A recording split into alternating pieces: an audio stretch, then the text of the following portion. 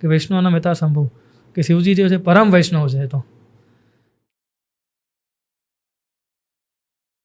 ની ભક્તિ કરતા હોય, કૃષ્ણની ભક્તિ કરતા હોય, રામની ભક્તિ કરતા હોય, ઘણા રાધાની ભક્તિ કરતા હોય છે.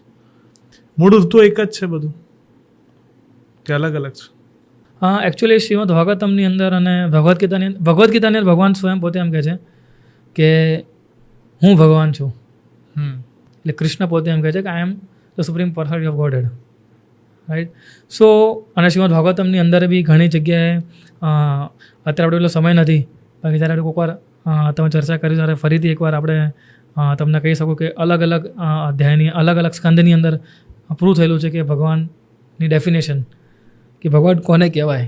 અને એના આધાર ઉપર એવું કીધું કે ભગવાન કૃષ્ણ જે છે એકલ ઈશ્વર કૃષ્ણ, એકલા ઈશ્વર જે છે એ કૃષ્ણ છે. અને બાકી બધા જે છે જેમ કે ઇન્દ્રદેવ છે, બ્રહ્માજી છે, વરુણજી છે, આ બધા દે ડેમિગોડ્સ કે જે એક કૃષ્ણની ઉપદેશ ઉપર તે લોકો તેમને સહયોગ કરી રહ્યા છે આખું સંસારને ચલાવવા માટે.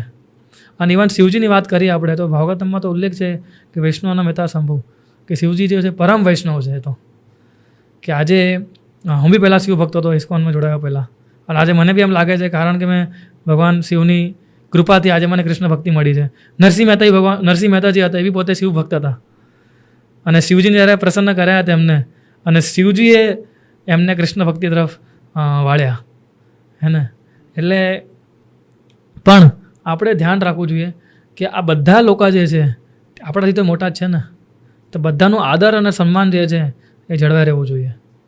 ચાહે બ્રહ્માજી હોય, ચાહે જેમ કે આપણે પ્રધાનમંત્રી હોય તો પ્રધાનમંત્રી દેશના એક જ હોય, બાકી બધા ચીફ મિનિસ્ટર હોય, હે ને, કે તેમના મંત્રાલયમાં કામ કરતા હોય, હે ને.